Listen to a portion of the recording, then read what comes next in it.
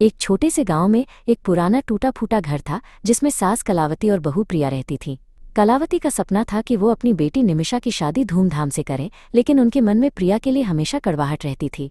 वो अक्सर ताना मारती, जब से तू इस घर में आई है हमारे अच्छे दिन चले गए। प्रिया का पति राहुल अपनी माँ और पत्नी के बीच पिसता रहता था, जबकि उसका छोटा भाई देव अपनी भाभी से सहानुभूति तो रखता था पर माँ के गुस्से के आगे चुप रहता था। घर में तनाव के बावजूद प्रिया अपने छोटे से परिवार में खुशी के पल ढूंढ लेती थी। एक रात नदी में भयानक बाढ़ आ गई। पानी उनके खेतों में घुस गया और उनकी सारी फसल बर्बाद कर दी। जिस जमीन पर उन्होंने अपनी उम्मीदों के बीज बोए थे वो अब कीचड़ और बर्बादी का समंदर बन गई थी। परिवार पर दुखों का पहाड़ टूट पड़ा था। फसल के लिए लिया गया कर्ज अब चुकाना नामुमकिन था। साहूकार घर आकर उन्हें धमकाने लगा, अगर महीने भर में पैसे नहीं मिले तो ये घर मेरा हो जाएगा। उसकी आवाज में कोई रहम नहीं था। कलावती का सारा गुस्सा प्रिया पर निकला। ये सब तेरी मनहूसियत की वजह से हुआ है। पहले खेत गए, अब घर भी जाएगा। मेरी बेटी का क्या होगा? वो फूट फूट कर रो रही थी। इस दुख के बीच एक और त्रासदी हुई। देव को तेज बुखार हुआ। गांव के वैद्य ने कहा कि शहर ले जाना पड़ेगा, लेकिन इलाज के लिए पैसे नहीं थे। प्रिया ने अपनी पायल बेचकर कुछ पैसे जुटाए, पर तब तक बहुत देर हो चुकी थी। एक रात देव ने दम तोड़ दिया। घर में मातम छा गया। कलावती का दिल टूट गया। उन्होंने रोते हुए प्रिया से कहा, तूने मेरा एक और बेटा छीन लिया। अगर हमारे पास पैसे होते तो वो आज जिंदा होता। अपने छोटे भाई को खोने के गम में राहुल भी बीमार पड़ गया। डॉक्टर ने बताया कि उसे एक गंभीर बीमारी है जिसके इलाज में बहुत पैसा लगेगा। परिवार पूरी तरह से बिखर चुका था। एक के बाद एक मुसीबतों ने उन्हें तोड़कर रख दिया था।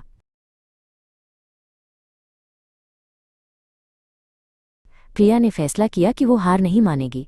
उसने अपनी शादी की आखिरी निशानी, अपनी नथनी बेच दी और उन पैसों से गांव के चौराहे पर पराठे का एक छोटा सा ठेला लगाने का सामान खरीदा। ये सिर्फ एक ठेला नहीं, बल्कि उसकी हिम्मत और उम्मीद का प्रतीक था। पहले दिन उसने बड़ी उम्मीद से पराठे बनाए, लेकिन कोई भी ग्राहक नहीं आया। लोग दूर से देखकर कानाफूसी करते, पर कोई भी उसके ठेले के पास नहीं आया। शाम तक सारे पराठे ठंडे और बेजान हो गए।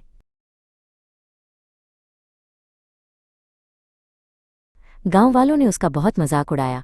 देखो, बड़े घर की बहू सड़क पर पराठे बेच रही है। उसके बच्चों को स्कूल में ताने सुनने पड़े। एक दिन उसका बेटा रोते हुए घर आया। माँ, सब मुझे पराठे वाला कहकर चिढ़ाते हैं। एक दिन जब उसका काम थोड़ा चलने लगा था तो तेज आंधी तूफान ने उसका छोटा सा ठेला भी उजाड़ दिया। सब कुछ बिखर गया। उस रात प्रिया पहली बार पूरी तरह से टूट गई और उसे लगा कि शायद भगवान भी उसके साथ नहीं है। अगली सुबह जब वो अपनी बिखरी हुई दुनिया को देख रही थी तो गांव की एक बूढ़ी अम्मा उसके पास आईं। उन्होंने प्रिया के सिर पर हाथ फेरते हुए कहा, बेटी, हिम्मत मत हार। तेरे हाथ में जादू है, बस दिल से बना। बूढ़ी अम्मा की बातों से प्रिया को एक नई हिम्मत मिली। उसने पड़ोसियों से मदद लेकर अपना ठेला फिर से खड़ा किया। इस बार उसने अपने पराठों में प्यार और अटूट हौसले का स्वाद भी मिला दिया। धीरे धीरे उसके पराठों की महक दूर दूर तक फैलने लगी। एक दिन शहर से गुजर रहे एक ट्रक ड्राइवर ने उसके पराठे खाए और उसे इतना पसंद आया कि उसने अपने सभी साथियों को बता दिया। अब उसके ठेले पर लोगों की भीड़ जुटने लगी। प्रिया ने अपनी पहली अच्छी कमाई से राहुल के लिए दवाइयाँ खरीदी। जब उसने दवाइयाँ राहुल के हाथ में रखी तो दोनों की आंखों में आंसू थे, -1 में दर्द और दूसरे में उम्मीद। कुछ ही महीनों में प्रिया ने एक छोटी सी दुकान किराए पर ले ली। उसने दुकान का नाम रखा प्रिया के पराठे। राहुल भी अब ठीक होने लगा था और दुकान के कामों में उसका हाथ बटाने लगा। कलावती घर में अकेली रहती थीं। वो गांव वालों से प्रिया की तारीफें सुनती और अपने किए पर पछताती। उन्हें देव की याद आती और लगता कि काश उन्होंने प्रिया को समझा होता।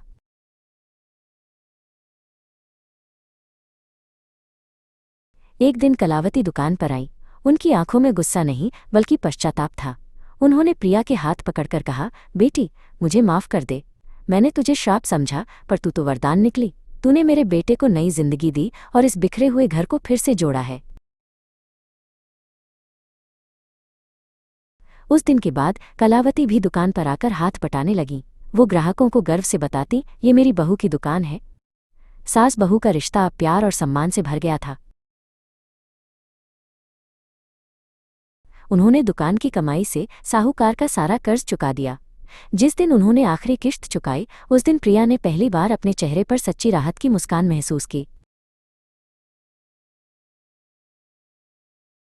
कुछ समय बाद निमिषा की शादी हुई। शादी में बहुत ज्यादा धूमधाम तो नहीं थी, पर रिश्तों में सच्ची खुशी और सम्मान था। प्रिया ने अपनी भाभी की शादी की सारी जिम्मेदारियां खुशी खुशी निभाईं। शादी के मंडप में कलावती ने प्रिया का हाथ पकड़कर निमिषा से कहा, तेरी भाभी सिर्फ भाभी नहीं, इस घर की नींव है, हमेशा इसका सम्मान करना। धीरे धीरे प्रिया के पराठे एक छोटी सी दुकान से एक छोटे से रेस्टोरेंट में बदल गया। उन्होंने गांव की कुछ और जरूरतमंद औरतों को भी काम पर रख लिया, ताकि वे भी आत्मनिर्भर बन सकें। पूरा परिवार अब एक साथ खुशी खुशी रहता था। उनका रेस्टोरेंट सिर्फ खाना नहीं परोसता था, बल्कि गांव वालों को हिम्मत, एकता और एक औरत के अटूट हौसले की कहानी सुनाता था।